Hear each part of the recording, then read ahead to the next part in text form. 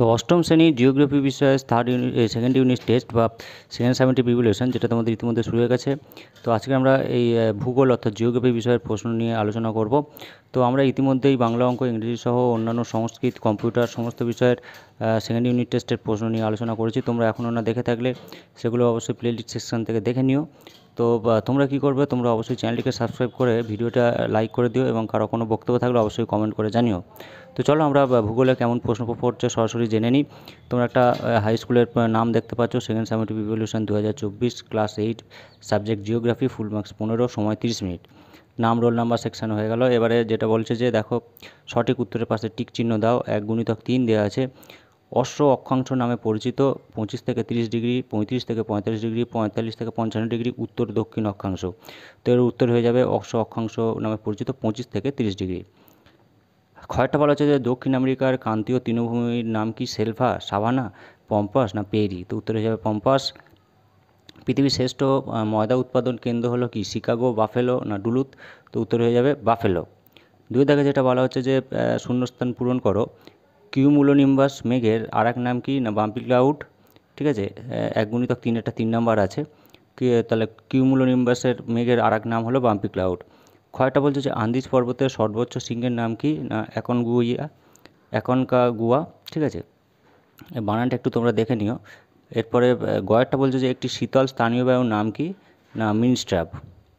একটি শীতল স্থানীয় বায়ুর নাম হচ্ছে মিনস্ট্রাপ। এরপর 3 দাগে 2 কথার উত্তর দাও বলেছে। 4×1 আছে। কয়েকটা বলছে যে পৃথিবীর বৃহত্তম মিষ্টি জলের হ্রদের নাম কি? না সুপিরিয়র। তাহলে পৃথিবীর বৃহত্তম মিষ্টি জলের হ্রদের নাম হচ্ছে সুপিরিয়র। এরপরে পৃথিবীর বৃহত্তম মোটর গাড়ি নির্মাণ কেন্দ্রের নাম কি? না ডেট্রয়েট। ঠিক আছে, ডেট্রয়েট হচ্ছে পৃথিবীর সবচেয়ে বৃহত্তম মোটর গাড়ি নির্মাণ কেন্দ্র। এরপর ITCZ কাকে বলে? না উত্তর পূর্ব আয়নবায়ু ও দক্ষিণ পূর্ব আয়নবায়ুর মিলন স্তরকে বলা হয় ITCZ। ঠিক আছে, এটা তোমরা দেখে নেবে। এরপর ঘয়টা বলা হচ্ছে যে উত্তর আমেরিকার সর্বোচ্চ সিংহের নাম কি? না উত্তর আমেরিকার সর্বোচ্চ সিংহের নাম হচ্ছে ম্যাগনেলয়। ঠিক আছে, এরপরে যে প্রশ্নটা পড়ছে 4 দিকের 2×2 অর্থাৎ 4 নাম্বার পড়েছে আর কি। যেটা বলা হচ্ছে যে 4-এর কয়েকটা মৃত্যু উপত্যকা কাকে বলে? ঠিক আছে, এটা তোমরা বই থেকে দেখে রাখবে। এরপরে পঞ্চহ্রদ কাকে বলে? ঠিক আছে, এই দুটো 2 নম্বর করে 4 নাম্বারের আছে। 5-এর দাগে বলছে যে নিচের প্রশ্নগুলির উত্তর দাও। 3×2 6 নাম্বার। কয়েকটা বলা হচ্ছে যে শৈলক্ষেপ বৃষ্টিপাত বর্ণনা করো। আর ক্ষয়টা বলা হচ্ছে যে উত্তর আমেরিকার হ্রদ অঞ্চলে পশুপালনের উন্নতির কারণগুলি আলোচনা করো। এই 3×2 6 নাম্বার। ঠিক আছে, এই দুটো প্রশ্নের উত্তর করতে হবে। এবং সর্বশেষ প্রশ্ন যেটা 5 নম্বরে একটা প্রশ্নের উত্তর দিতে হবে, যে কোনো একটি প্রশ্নের উত্তর দাও। ঘূর্ণাবর্ত ও প্রতীপ ঘূর্ণাবর্তের পার্থক্য নির্ণয় করো।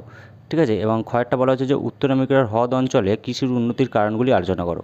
5×1 5 নাম্বার আছে। তো এই ধরনের প্রশ্ন পড়ছে, তোমরা এই প্রশ্নগুলো খুবই গুরুত্বপূর্ণ, তোমরা দেখে রাখবে। এটা একটা স্কুলে পড়েছে, এই ধরনের প্রশ্নই বিভিন্ন স্কুলে ঘুরিয়ে ফিরিয়ে পড়ে। তো তোমরা সেগুলো অবশ্যই দেখে রাখো। ভিডিওটি শেষ করছি, আবার বলছি চ্যানেলটিকে সাবস্ক্রাইব করে রাখো, কারণ পরের ক্লাসে উঠলে আবার তার এই যে আমরা যখন ভিডিও পোস্ট করবো সবার আগে সেটা পেয়ে যাবে। ভিডিও শেষ করলাম, সবাই ভালোভাবে পরীক্ষা দাও। ধন্যবাদ।